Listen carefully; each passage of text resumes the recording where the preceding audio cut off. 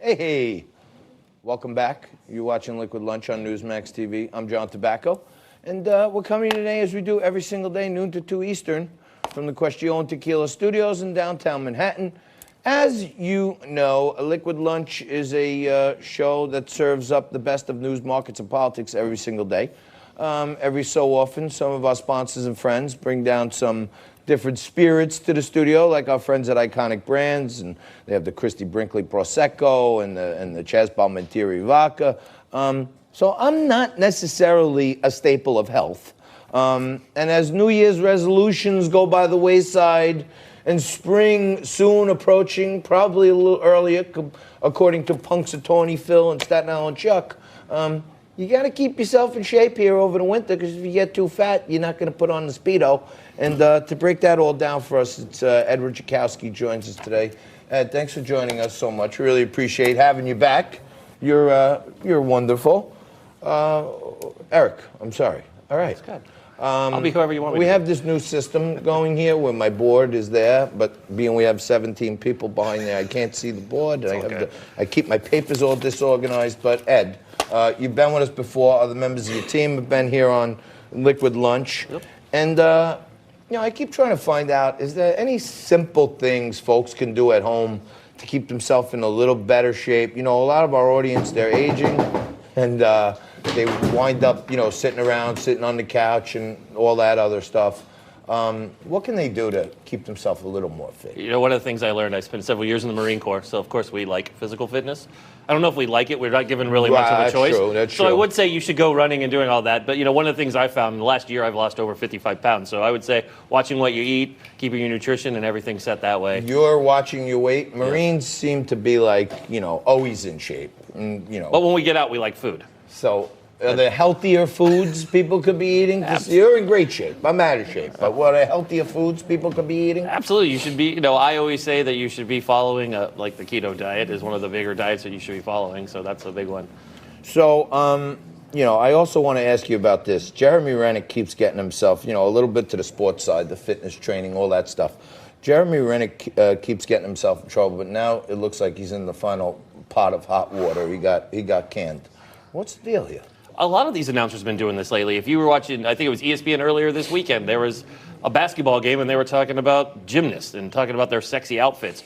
So, Rennick's kind of crossed the line several times, and he already has his history that's out there. So it was about time. And we got to get these commentators when they are on TV to watch what they're saying, because they do have a very broad audience. And it's, Rennick, this ad was coming for him. I mean, Rennick's always crossed the line, and finally... So you're the also the CEO of Life Flip Media. So you see a lot of different news and stuff like that.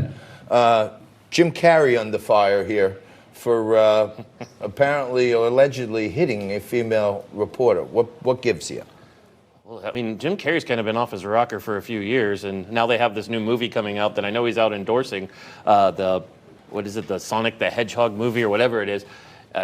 Jim's just kind of a crazy guy. I mean, ever since he left Jenny McCarthy, he's been in Jim's world. So, again, it seems to be Hollywood's falling apart. We've seen that in the last few weeks, especially with the Golden Globes, with, Ricky Gervais calling them all out for their behavior.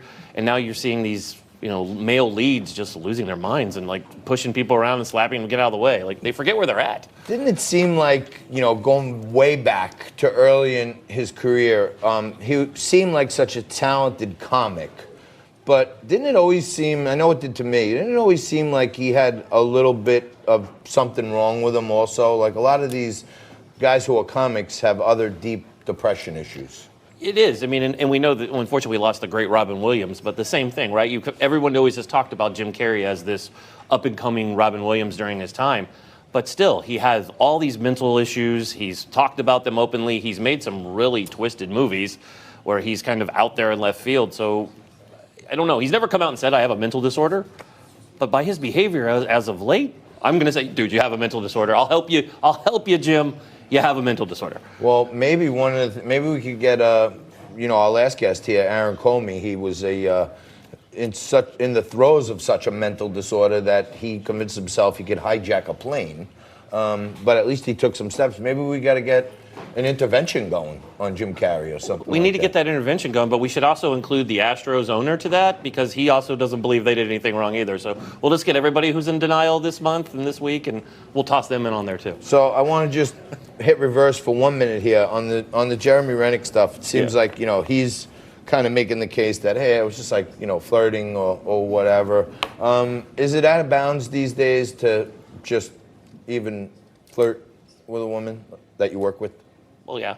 It is. Absolutely. It's a workplace. I mean, this is America. This is 2020. I mean, women, we have amazing sideline reporters, amazing female journalists, and we need to recognize both parts. It's no longer the 1950s Mad Men approach that we've always kind of critiqued here in America.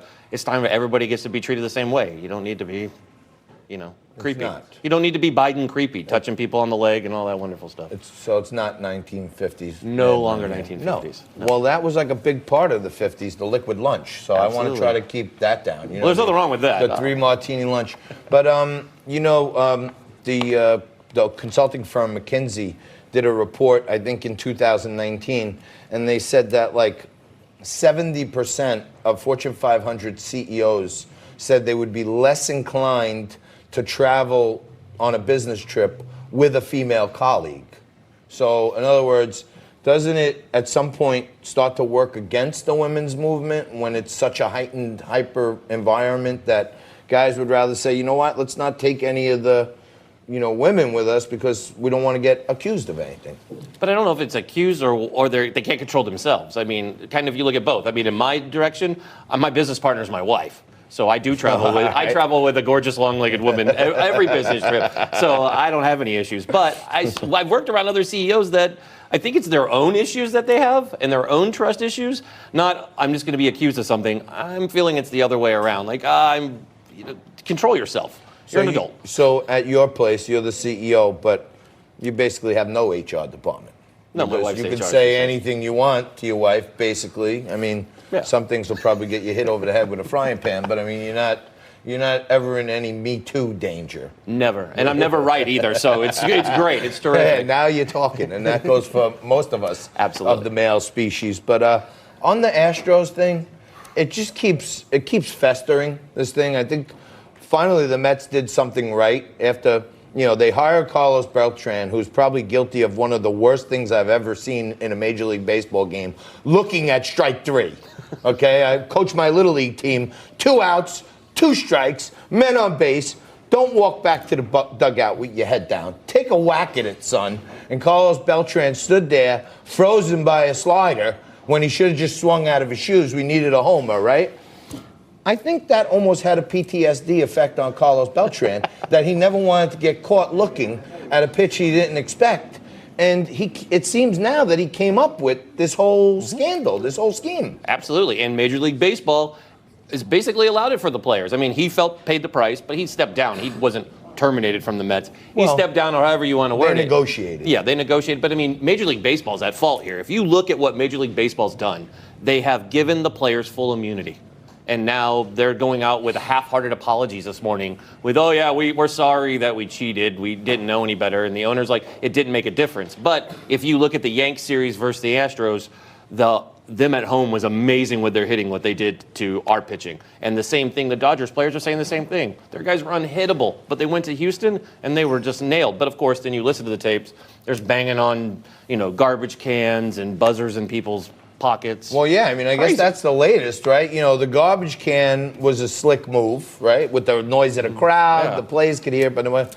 But apparently, I guess when some leakers leaked it, then Carlos Beltran is being alleged that he came up with this new system of wearing a little buzzer, and somebody texts him, 1 for fastball, 2 for off speed. It's crazy, and, right?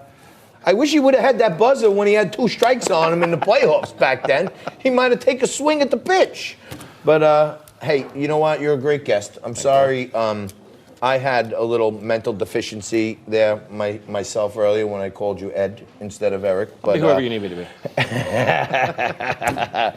Eric Mitchell joins us. And you know what? You're wide-ranging. We got to have you back on. You could cover so many topics. You're going from sports to politics to fitness. I love it. Marine veteran. I mean, This is a good guest right here. Well, thank you very much. Really Thanks, John. appreciate it. Appreciate You're being on, awesome. So are you for watching Liquid Lunch. And you got to stay right there. We're going to have more Liquid Lunch for you right after this.